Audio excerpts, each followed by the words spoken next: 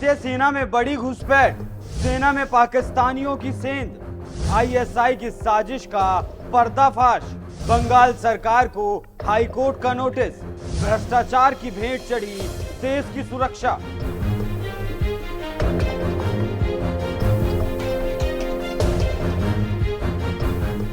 भारतीय सेना, ये नाम सुनते ही सीना गर्व से चौड़ा हो जाता है, क्योंकि इन्हीं की बदौलत हिंदुस्तान का हर एक नागरिक चैन से सोता है। इनके कंधों पर जिम्मेदारी होती है देश को सुरक्षित रखने की, देश में घुसपैठ को रोकने की। सीमा पार से होने वाली घुसपैठ को तो ये सेना रोक सकती है, लेकिन सेना उस घुसपैठ को कैसे रोके जो देश के अंदर से चल रही है? उस घुसपैठ को कैसे रोके जो चंद कागज के टुकड़ों के लिए की जाती रही है? चंद लोगों ने देश को बहुत बड़े खतरे में डाल दिया है। कागज के चंद टुकड़ों के लिए ये लोग देश के साथ गद्दारी कर रहे हैं। दरअसल खबर बंगाल से है, जहां अक्सर मुस्लिम तुष्टीकरण की इंतहा देखने को मिलती है। वहां से 2 पाकिस्तानियों को सेना में भर्ती करवा दिया गया और किसी को पता तक नहीं चला। पता तब चला जब हाईकोर्ट में एक याचिका लगाई गई। हाईकोर्ट ने मामले की गंभीरता को समझते हुए जांच के आदेश दिए। इस मामले पर सुप्रीम कोर्ट के वरिष्ठ वकील अश्वनी उपाध्याय का कहना है। क्या कहना है वो भी आपको सुनाऊंगा, और इस मामले पर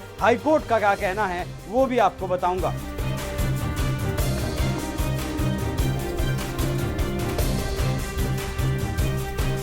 नमस्कार, एनएमएफ न्यूज देख रहे हैं आप। मैं हूं आपके साथ अभिषेक पुंडी।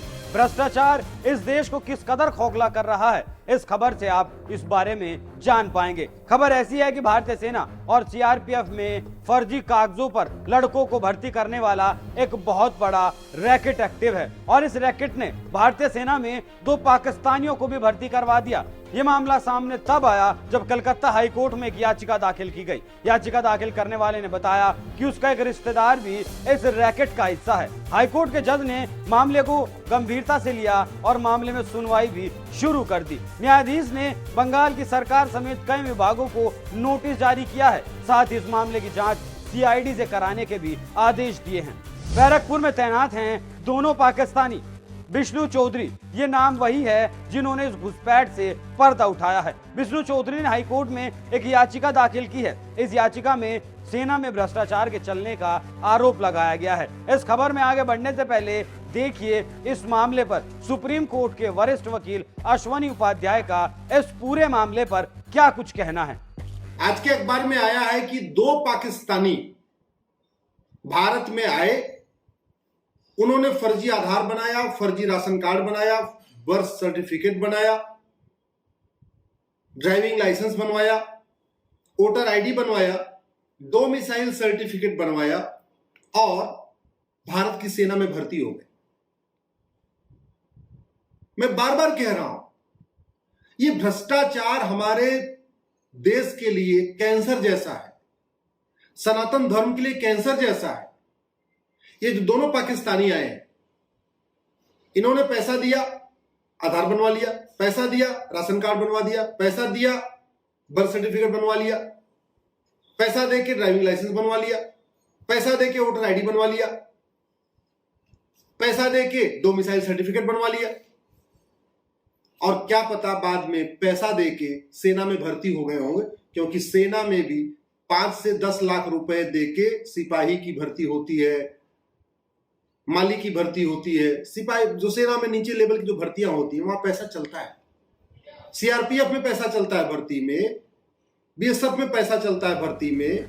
ये रैकेट फर्जी दस्तावेजों के जरिए एसएससी जीडी के एग्जाम में पास करवाकर देश के दुश्मनों को भी सेना में भर्ती करवा रहा है। ऐसा कहना है विष्णु चौधरी का, और ऐसा ही कहना है अश्वनी उपाध्याय का। तो ये दोनों बयान सोचने पर मजबूर करते हैं कि गड़बड़ तो सिस्टम में जरूर है।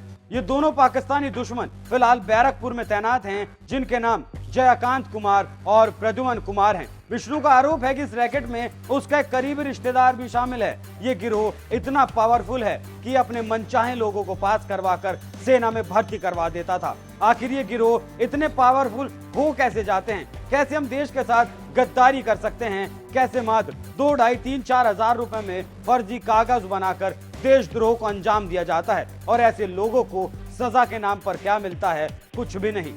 अगर आपने सिंगा का डोमिसाइल सर्टिफिकेट किसी को फर्जी बना के दे दिया, कम से कम 50 साल की सजा और फांसी का भी प्रावधान।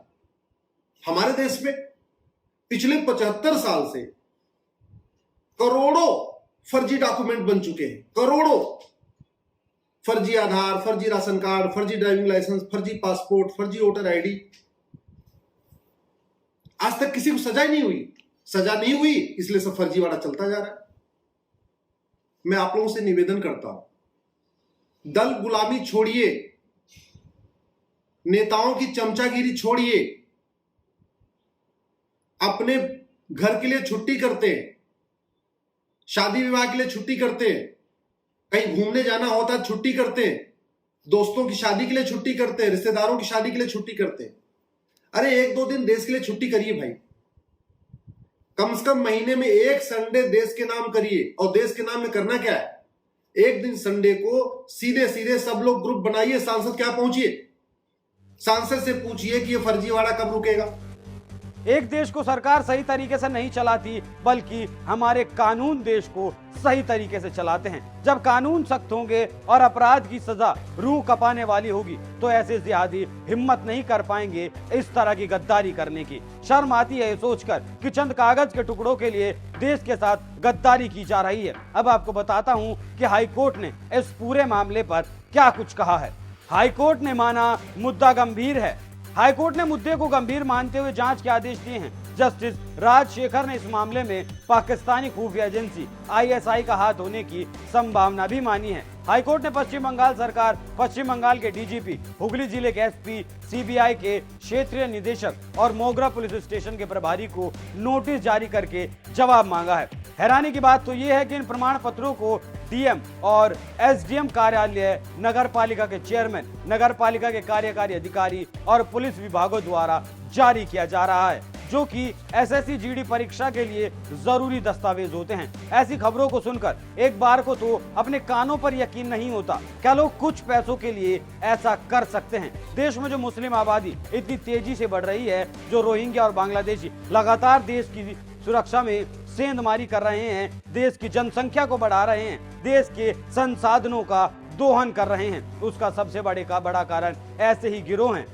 जैसे देश में डेमोग्राफिक चेंज हो रहे हैं, उसका सबसे बड़ा कारण यही फर्जीवाड़ा है। और सरकार ऐसे अपराधों को रोकने के लिए क्या कर रही है? जब इस सवाल का जवाब ढूंढा जाता है तो पता चलता है कि कुछ भी नहीं किया जा रहा। क्यों इस देश के कानूनों को नहीं बदला जाता? ये देशद्रोह आखिर कैसे रोका जा सकता है? उस पर अश्वनी उपाध्याय का क्या कुछ कहना है वो भी सुनिए, और साथ ही सोचिएगा कि सरकारें मौन क्यों हैं। जिनका एक काम है कानून बनाने का, वो आखिर आंखें मूंदे क्यों सोए हुए हैं? नमस्कार। एक दिन अपने सांसद से मिलकर पूछिए कि घुसपैठियों की, जो रोहिंग्या बांग्लादेशी यहां रह रहे हैं, 5 करोड़ से ज्यादा रह रहे हैं, उनकी 100% प्रॉपर्टी जब्त करने और उनको आजीवन कारावास देने के लिए कानून कब बनेगा?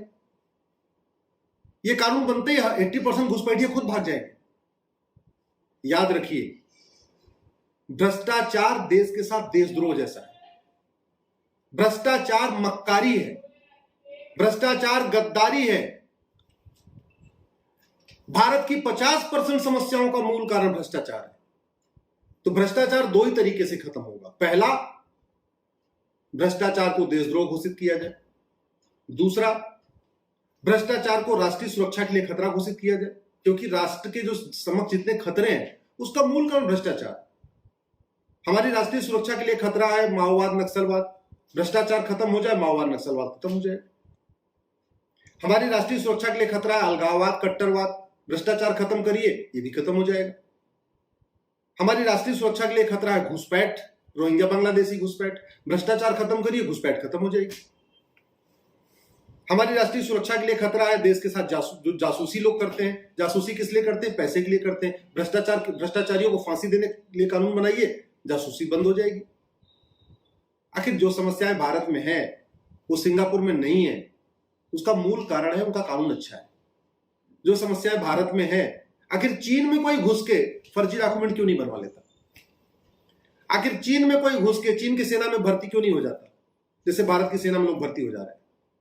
ये रोहिंग्या बांग्लादेशी घुसपैठिए चीन में क्यों नहीं चले जाते? अमेरिका क्यों नहीं चले जाते? सिंगापुर क्यों नहीं चले जाते? भारत में क्यों आते? क्योंकि यहां हमने झूठे मानवाधिकार के नाम पे का घटिया कानून को जिंदा रखा हुआ है, घटिया कानून को कंटिन्यू किया हुआ। ये कानून बदलने के लिए जरूरी है पहले जो घटिया कानून खत्म हो। इसलिए मैं बार बार डिमांड कर रहा हूं, अपने अपने सांसदों से मिलकर पूछिए 1950 से पहले बने कानून कब खत्म होंगे। अब तो संसद भवन भी नया बन गया है।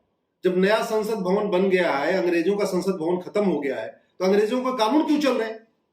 क्यों नहीं 1950 से पहले बने सारे कानूनों को खत्म हम कर रहे हैं? क्यों नहीं 1860 का इंडियन पिनल कोड खत्म कर रहे हैं? क्यों नहीं 1861 का पुलिस एक्ट खत्म कर रहे हैं? 1872 का एविडेंस एक्ट खत्म कर रहे हैं? एक बात याद रखिए, डॉक्टर की बातों से बीमारी ठीक नहीं होती है, डॉक्टर की अच्छी दवा से बीमारी ठीक होती है। दवा घटिया होती है तो बीमारी बढ़ती है, ऐसे ही कानून घटिया होता है, अराजकता बढ़ती है, भ्रष्टाचार बढ़ता है, अपराध बढ़ता है।